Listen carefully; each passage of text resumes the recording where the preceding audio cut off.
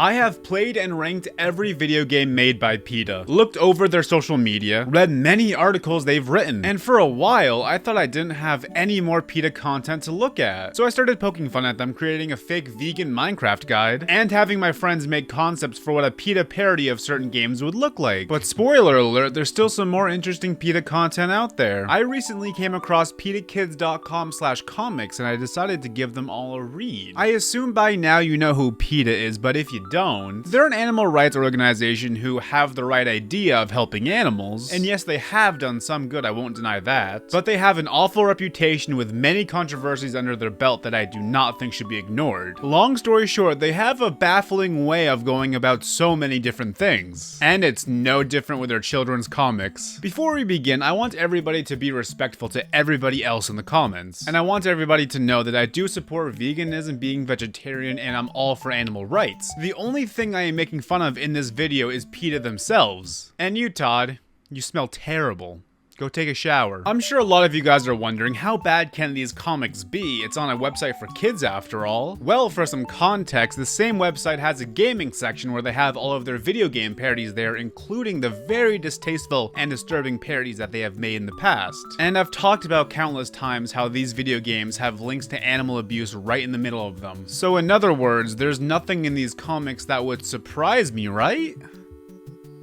Right? When I first chose a comic, I decided to choose at random, so I started reading A Rat's Life. The comic starts off very nice and wholesome. It actually does a good job at teaching you about rats. I'm learning stuff I never knew, which is awesome. Then we're introduced to some characters. Sam is a boy who just moved into a new neighborhood, and he starts telling his neighbors about his pet rat, Sunshine. He explains what the rat does for fun and what it likes to eat. Then one of the neighbors, Kelly, asks an innocent question. Did you get her from a pet store? And then Sam just goes off. No, I don't think pet stores are good places. The rats are usually kept in small, dirty cages and get very bored because they can't explore and do other things that rats naturally like to do. My father rescued him. Okay, that makes sense. I am a huge supporter of adopt, don't shop, so I can respect this. Kind of a sudden mood change, but it's no big deal. I'm sure we're gonna go right back to being lighthearted. Right? Sunshine and thousands of other rats and mice were used in a cruel test at a college in North Carolina. She didn't have a name there, just a number. Oh, really? Wow, so how did your dad go about rescuing her? Sunshine was lucky to escape. The other animals are still crammed inside tiny cages. A lot of them are really sick or have big cuts and tumors. Oh, okay, I think I'm gonna get going then. The researchers did not care about the animals. Some would throw them into a cooler even when they were still alive, or cut the animals' heads off with scissors. They laughed while they were doing mean things to the animals. Hey, Sam.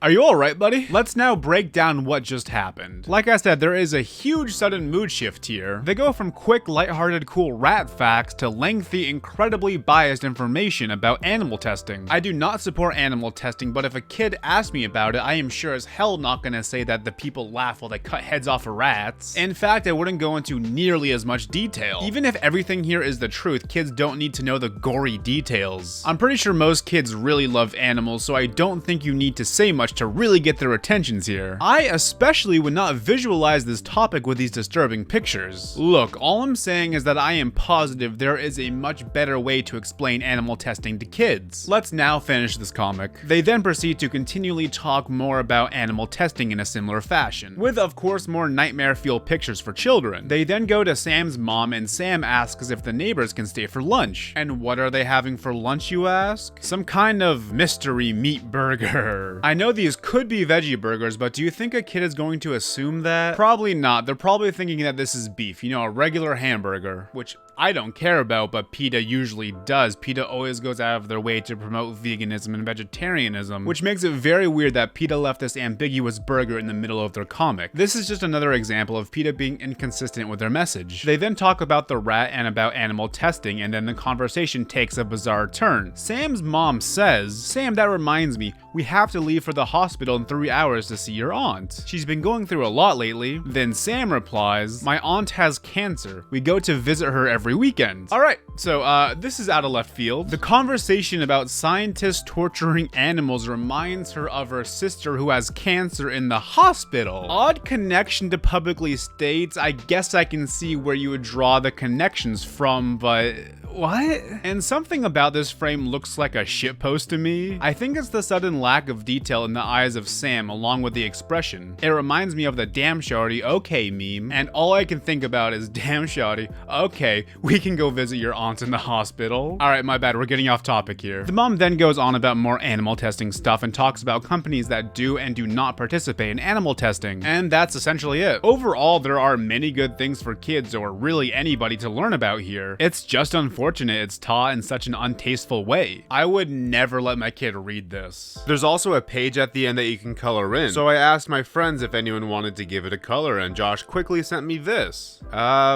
Feel free to do whatever you want with this picture. So there are 10 comics in total on their kids' websites, and I read all of them. I won't be going into as much detail with these comics as I did with the rat one, because if I did, we would be here all day. I will now be going through these in the order the website has them in. First up, PETA Kids comic. Why does this class refuse to do chick hatching projects? A very lengthy title, I know. If you don't know what chick hatching projects are, in some schools, classes will take care of an egg until it hatches, just like in that one episode of SpongeBob. The entire comic is the teacher explaining why these projects are not ethical. I actually did some research on this topic to see if I would agree or disagree with this comic, and what I found is that there are ethical ways to do these projects, but a lot of schools don't try to make them ethical for the chicken. These projects encourage breeding chickens just for profit, and if the chicken that is born is a hen, then sometimes they'll be in a safe place after the experiment, but most of the time roosters do not end up in a safe place because they do not lay eggs and are much more aggressive than hens. So does PETA do a good job at explaining this? Not really. This comic is filled with guilt trips at every single turn. There's even a part where the teacher says, mother hens carefully rotate their eggs many times a day. Without this, the chicks can get sick and become deformed or even die. Okay, so, I'm not the teacher here, so what do I know?